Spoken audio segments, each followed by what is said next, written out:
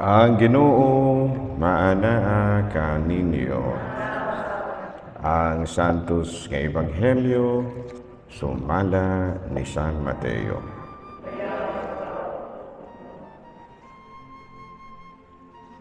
Si Jesus maingon sa iyang mga tinunan, kung ang imong igsuon makasala kanimo, adtua siya ug pakita siya sa iyang sayop. Apan himua kini nga kamurang duha. Kung namati siya kanimo, magkauli ang inyong maayong kaubuton. Apan kung dili siya mamati kanimo, pagdalag duha usa o duha ka tawo aron ang matag sumbong kapamatud-an sa duha o tulo ka saksi. Sumala sa giingon sa kasulatan. O kung dili gid siya mamati kanimo, isulti ang tanan ngadto sa simbahan. O kung dili siya mamati sa simbahan, isipa siya nga usa ka langyaw o kubrador sa buhis. Ug busa sultihan ko kamo, ang inyong idili dinhi sa yuta, idili usab dito sa langit. Ug ang inyong itugot dinhi sa yuta, itugot usab dito sa langit. Ug sultihan ko pagayod kamo, kung duha kaninyo dinhi sa yuta, magkauyon, magpangayo sa bisag unsang butang. Kini ihatag kaninyo sa akong amahan nga atua sa langit. Kay kun may duha o tulo nga magkatigom sa akong ngalan, atua ako uban kanila. Mga igsuon ko diha ni Kristo ang Ebanghelyo sa Ginoo. Manglingkod. So once again, good morning na usab kalatong tanan, including our followers sa atong Facebook page, no, sa YouTube, ug sa uban pa nga mga media platforms nga ato nga giapilan, no, naaman ta sa Facebook, courtesy ni Sister Camel Sormieda. No, ako na kalibutan na. So, kabahin na nata sa Facebook, napunta sa YouTube, napunta sa radyo, no, naghantag mga kuan sa radyo. Nagani po ko sa bandera, no, tanan ka mga yana. So, sa may ato karon nga first pagtulunan nga atong pamalandungan, kining giingon diri nga ang mata mo naman.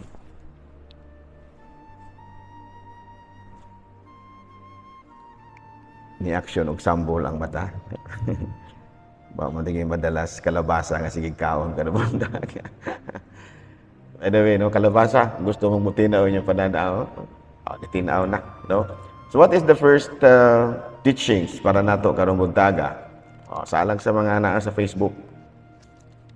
Ngayon si Kristo, asa katong duha o tulo nga nagkahiusa sa iyang ngalan, in my name, atod pa niya, I will be in their midst.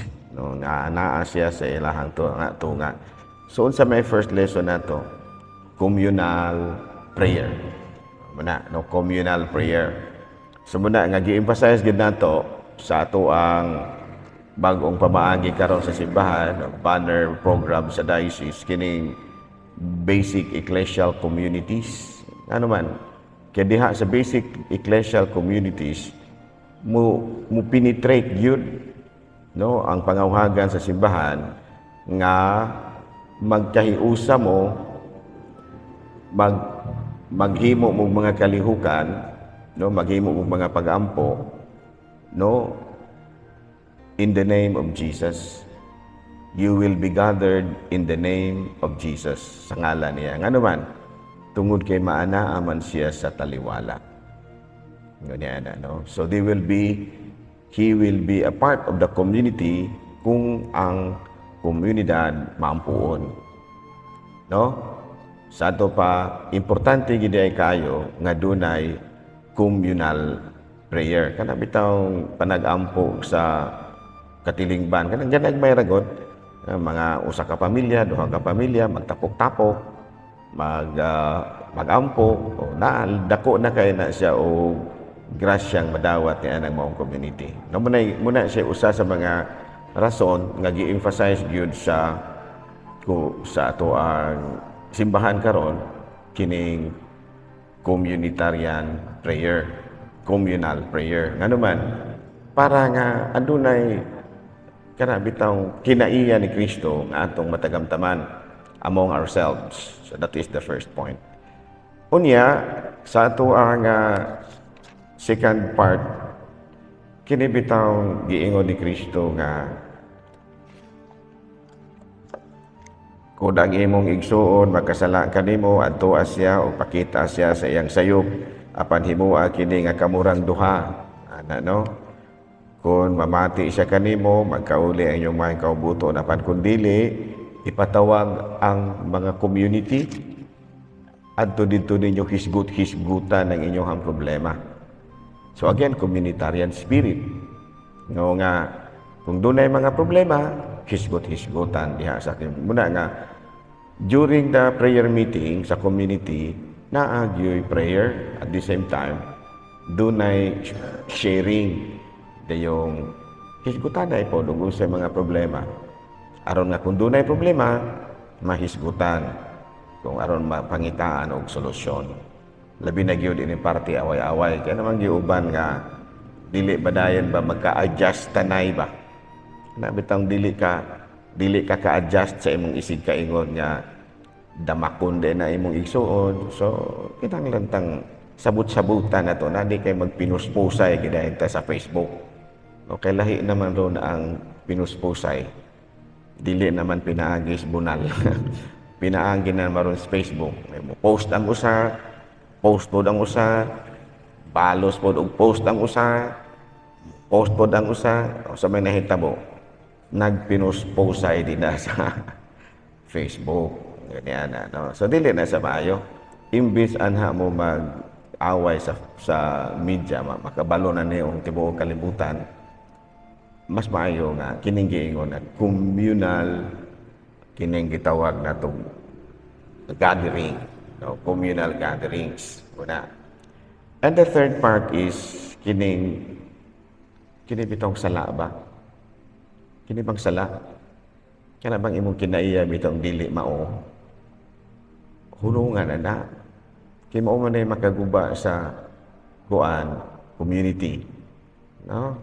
Individual ba? Kaya bisan pag-usaon na itong kulok community, kung ang matag-usan nato di pon maning kamot nga magbag-os kinaiya, naara gyud gihapon ang garbo, sala man na. Naara gyud gihapon ang kahakog, no, ug magtapok-tapok manalag sudan og pauli sa ingon niya na may sudan ra tapos kutsara ilok-lok pod saon man nato ana, no, may gahapon nawalaan ta og kining bangko giapil pog hipos gahapon sa bangko gahapon katong mga nang apil sa ato ang kalihukan nang hulang magbangko dire nagiihap man na pagbalik kuhaan kulangan nagduha ana. So na mga ingon ni ana nga mura pag scenes ba hunungan na kinaiyahan because it will always start from the very persons themselves. Kaya bisag unsaon pa natong paningkamot nga mag-community na gyud ta, ginahanglan nga community. Sos ko kay di man po maminaw o mag-istoryahan ay maglibakanay ra man gyud sila. Sos ko kay wa man po mausob ning kinaiya. Ay wala magserbi ang community, bungkag gyud gihapon. Klaro ba mo ni sa gitudlo ro nato ni Kristo diha ni ining ebanghelyo. The beauty of communal prayers and the beauty of due process.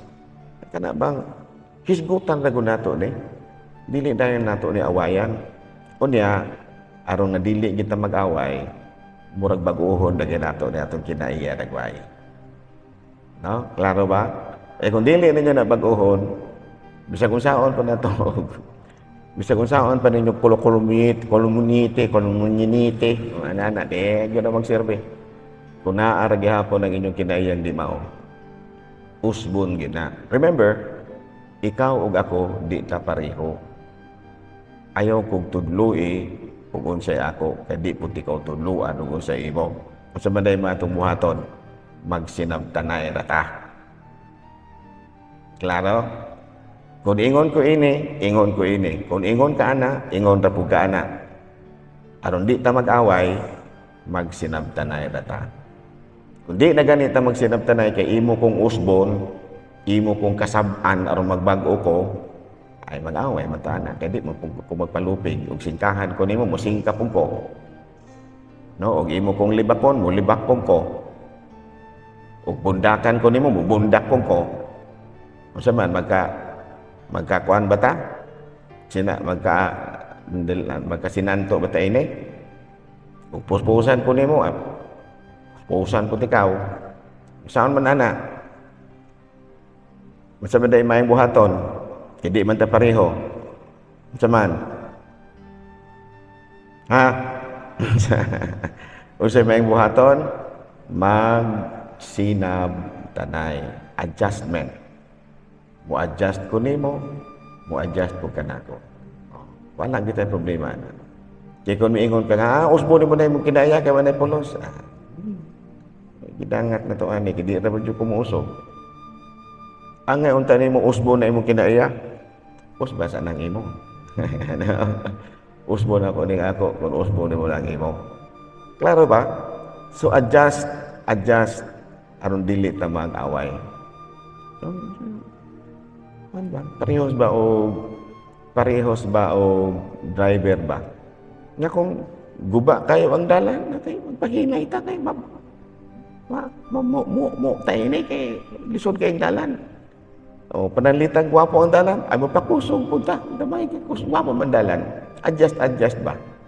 O pananglitan po og liko-liko ang dalan, letter S, aki sig maniguro tag kambyada primera kay maatras ta ini ron. Adjust, you should adjust. Maupod ta sa atong relasyon sa usag-usag. Nagani usa nga, kinahanglang magbago ka. Baguha sa nang imo.